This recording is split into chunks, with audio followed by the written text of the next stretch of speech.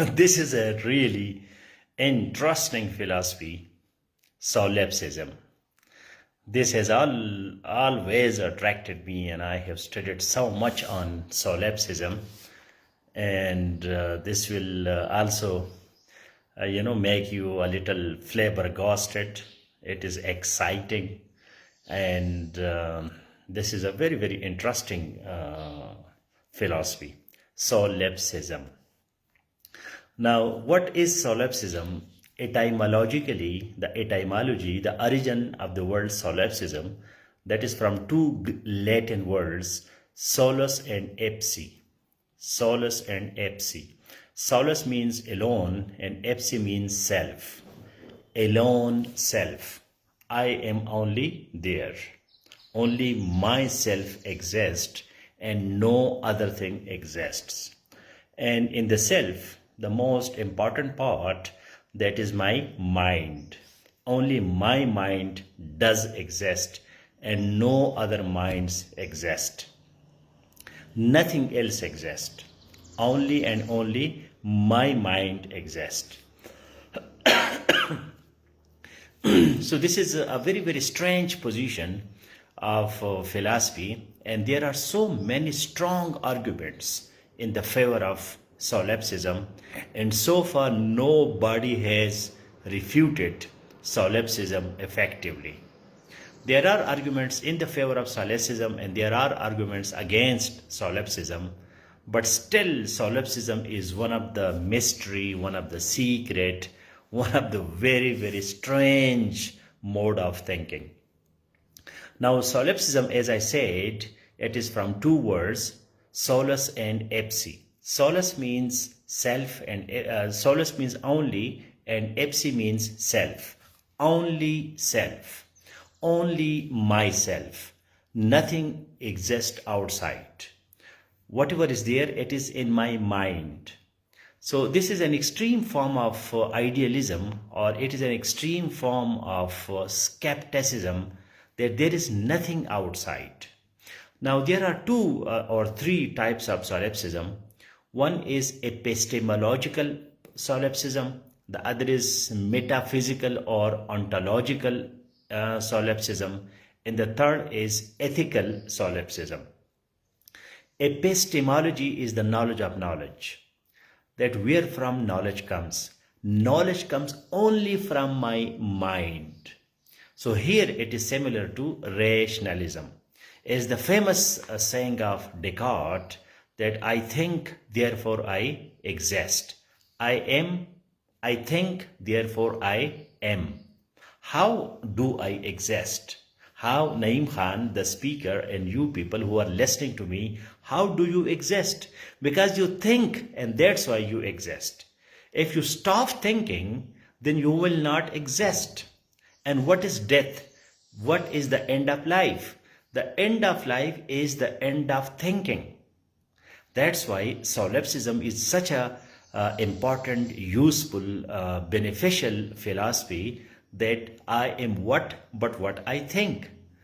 As Shakespeare famously says, that I am what I think. My thoughts determine my personality.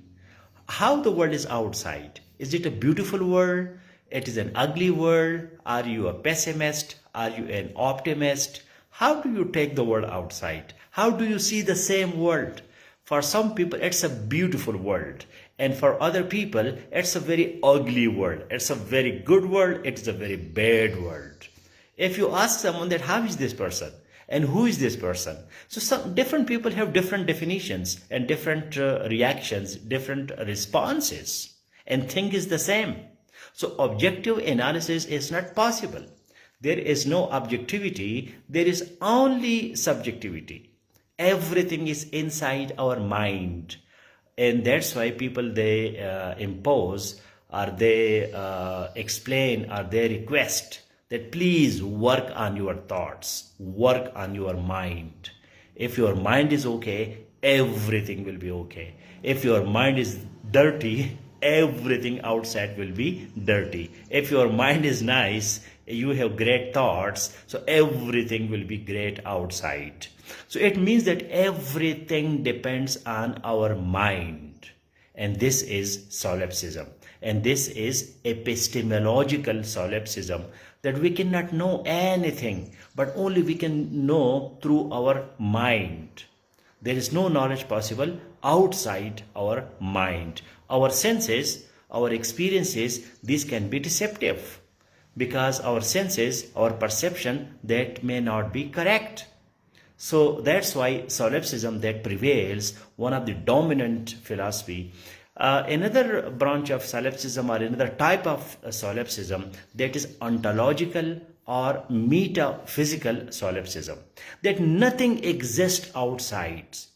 Everything outside, that is the product of my imagination, that is the product of my mind. I do not exist for you, and you do not exist for me. You only exist because my mind thinks that you exist, and I exist for you because your mind thinks that I am speaking and I do exist. If your mind is not there, so then I do not exist, because everything depends on my mind. If I die, if my mind dies, my brain, it dies, and I have brain death. So everything disappears. Everything disappears. Even our close relations, even my mother, even my love, even everything that we are so much attached, everything that we love so much, we desire, we struggle, we need, everything disappears if my mind doesn't give it importance, or my mind doesn't know it. So nothing exists outside our mind. There is ethical solipsism, that as people, they have no minds. Your mind determines everything. So we should be sympathetic, we should be empathetic, we should feel the sorrows of other people. Everybody is different, and that's why we should love people, because if my mind, if I do not have some good sentiments for people, then I will start hating the world, I will start hating this planet. So that's why there is an ethical element, that as my mind is everything, that's why I have to work on my mind, and then we can have some good lessons for humanity, and we can contribute, we can become philanthropic, and we can do some social welfare activities, and then world can improve, and there can be betterment in our society. So this is the ethical dimension of solipsism. There are some arguments against solipsism. One of the most effective argument is by Berkeley, one of the famous philosopher. He is a subjectivist, a subjective idealist, and also he is an empiricist. Berkeley, the famous saying of Berkeley is that everything exists because we perceive it. Our perception make things exist. If we do not perceive from outside, so that thing inside does not exist. His famous saying is about the falling tree. If a tree is falling in a jungle and the tree makes a noise and no one is there to hear that noise of the falling tree, so the tree did not fall. The tree did not fall because nobody heard the noise. So if a tree is falling, if I am speaking and my voice, my sound waves, it reach to you, then I am speaking. If I am speaking alone and nobody is listening to me, so I am not speaking. My speaking is meaningless. My speaking is useless. If you don't listen to me, if your ears do not receive my voice, my sound waves, so it means that I am not speaking. So my speaking depends on your perception. This is the very strong argument of Berkeley.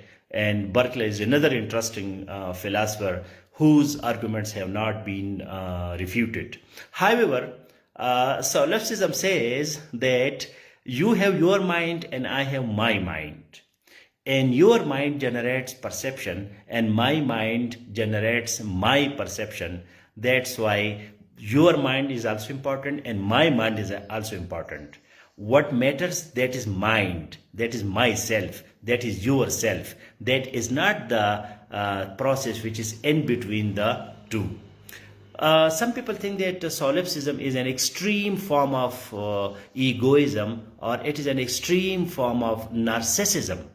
Now, narcissism is when you have obsession with your own self, and you think that you love yourself above everything. You are highly selfish, and for you other people do not exist, and only you love yourself beyond everything, and you do only those things which give you benefit. So you have excessive self-love, and this self-love may be psychological sickness. You may be psychologically ill because you do not see any other one or any other thing. You only see yourself. So in this element, solipsism is a kind of narcissism. However, solipsism doesn't mean that you should harm other people or other people do not exist. Solipsism thinks that, look, everything depends on your mind. If you do not exist, nothing exists. And outside world, that is only the imagination, that is only the extension of your mind. Things do exist, but those things do not exist without your mind. When you are not there, so nothing is there. So this is focus on yourself. That is focus on yourself. It doesn't mean that you are a selfish person, or you are unethical, or you do not consider other people important, or you do not give attention to proper people, or you do not respect other people. And you do respect other people. They do exist, but they exist because of their minds. They do not exist because of your mind. You exist only because of your mind, and what you see outside your own mind, that is the extension of your mind. That is the extension of your imagination. So I invite you to study more about the philosophy of solipsism. This will give you a little self-confidence. This will give you that you are the master. You generate everything. You are the person, the actor, the agent behind everything. Every other thing exists because of you. You do not exist because of other things. You are self-sufficient. You should have self-confidence. You should have self-esteem. Love yourself. Because when you are not there, nothing is there. So every other thing depends on you. So you have to take care of yourself. So this solipsism takes you to self-care, self-love, and in a positive way, not in a negative way. Don't harm yourself and don't harm others. It doesn't mean that, for example, a narcissist may harm others because of his or her own benefits. But if you love yourself, if you are solipsist and you believe in the philosophy of solipsism, it doesn't mean that you are going to harm or kill other people. Yes, it can become extreme. There are people, Hitler and other, they are so cruel. They do a lot of brutalities because for them, every other person outside or every other thing outside does not mean anything. You are killing a person, a human being, you are killing an insect, you are killing a snake, you are killing a plant, you are killing an animal, and it doesn't mean anything to you because you are the center of the universe. You are the only existence, and every other thing doesn't mean anything. So that is the negative thing. That is so, that is against humanity. But metaphysically, like what exists outside anything, nothing exists, only everything which exists, that is in your mind, in yourself. You are the most important existence, and every other existence depends on you. You do not depend on others. So this can lead you to existentialism, this can lead you to rationalism, this can lead you to idealism. This can make yourself so strong, so rich inside yourself, and then you become quite self-confident, and you have self-esteem, and you consider yourself to be a valuable asset because you are the only existence, you are the only property, you are the only object, you are the only important, precious, costly thing or existence. That's why it has a lot of good repercussions. And the arguments against solipsism, nobody has refuted it so far. Though argument like the things, don't you think that everything outside does exist? We have things, we have other human beings, there are 8 billion people on the planet. So do you think that only you exist and all other 8 billion people, they do not exist? Yes, they do exist, but solipsism says that they exist because of their own minds. They do not exist because they just exist. Their mind tells them that they exist, that's why they exist. They do not exist because of your mind. And if for you those things they exist, so those things they do not exist because of themselves. They exist because of your mind. So then it means that every individual, that is a complete existence in itself. So please read more about solipsism. You can ask questions about solipsism.